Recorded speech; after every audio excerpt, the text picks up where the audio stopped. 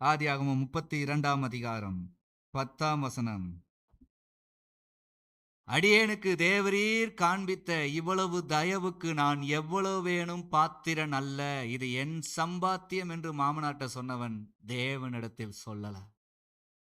ஏனா அவன் கோலுங்கையுமாய் பிழைக்க சென்றவன், தன் தாய் தகப்பனுக்கு சொன்னபடி கீழ்ப்படிந்து சென்றவன். இவனுக்கு இந்த உலகத்தில் எதுவுமே தெரியாது, கொடுத்தது தேவன் என்பதுதான் தெரியும். இன்னைக்கு உயர்வுகள் வந்த உடனே தேவன் தெரிவதில்லை. தேவனிடத்திலே ஜெபிக்கிறோம். நிறைய பேர் ஜெபிக்கிறது எப்படி? ஆண்டவரே இதெல்லாம் நான் சம்பாதிச்சது, இது நான் வச்சிருக்குது. தேவனிடத்துல போய் நான் சொல்ல என்ன இருக்கு? நீர் தந்தது.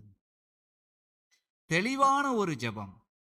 இவனுக்கு ஜெபிக்க மனசு இருந்துச்சு. அந்த ஜெபம் உத்தமமா இருந்துச்சு.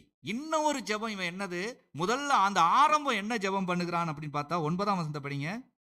என் தகப்பனாகிய ஆபிரகாமின் தேவனும் என் தகப்பனாகிய ஈசாக்கின் தேவனுமா இருக்கிறவரே. என் தாத்தா உம்மை வழிபட்டு வந்தார். என் தகப்பனும் உம்முடைய சொல் கேட்டு நடந்து வந்தார். 2 பேருக்கும் தேவனா இருக்கிறவர் என்னை இம்மட்டும் ஜீவனோடு வைத்திருக்கிறீர். ஆபிரகாம் ஈசாக்கு யாக்கோபு. ஆபிரகாம் ஈசாக்கு நடந்தது போல இப்ப யாக்கோபும் நடக்கிறான். இன்று நாங்கள் கிறிஸ்தவர்கள் என்று சொல்லிக்கிறீங்க. உங்க அப்பா அம்மா ஆதியில கிறிஸ்துக்குள்ள வாழ்ந்த காலங்களில் எவ்வளவு கஷ்டப்பட்டு உங்களை வளர்த்தாருங்கிற அந்த நன்மை கூட யாவும் இருக்காதுல்ல. தேவன் எப்படியெல்லாம் வந்து உதவி செய்தார் என்று அவங்க கிட்ட கேட்டு வச்சிருக்கீங்களா? ஒண்ணுமே யாவும் இருக்காது. இன்னைக்கு ஏதோ நீங்க ஒரு புது வாழ்க்கை மாறி அவன் உடன்படிக்கையை மாற்றவில்லைங்க. தானாய் பிறக்கல, தானாய் வரல, தானாய் இந்த நம்பிக்கையில இல்ல.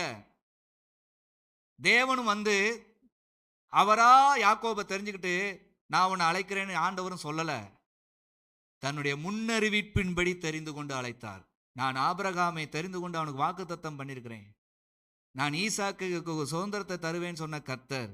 அதனால யாக்கோபே உன்னை சிநேகிக்கிறேன் என்று சொன்ன கர்த்தர் மறக்காமல் சொல்லுகிறான்.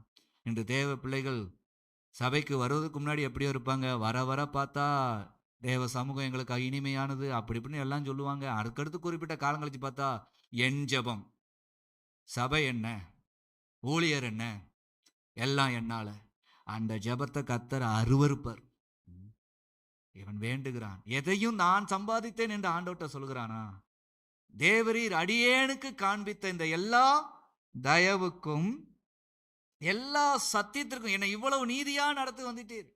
என் மாமனார் என்ன ஒரு குறை சொல்ல முடியல, என் மனைவி என்ன ஒரு குறை சொல்ல முடியல, என் பிள்ளைகள் என்ன குறை சொல்ல முடியல, என் வேலைக்காரிகள் இந்த சத்தியத்திற்குள்ள என்ன நடத்துனீங்களே.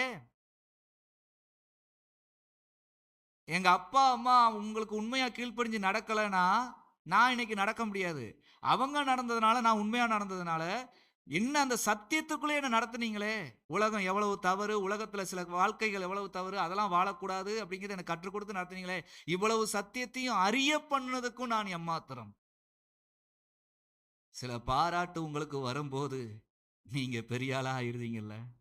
ஆனா யாக்கோபு எங்க தேவனிடத்துல வேண்டுகிறான், சத்தியத்திற்குள் என்னை நடத்தி வந்ததுக்கும் நான் எம்மாத்திரம். இவ்வளவு அன்பு பாராட்டிட்டீங்க ஆண்டவரே, இப்பொழுது என்னை அழிக்க தேடுகிற என் சகோதரனுக்கும் என்னை காப்பாற்றும்.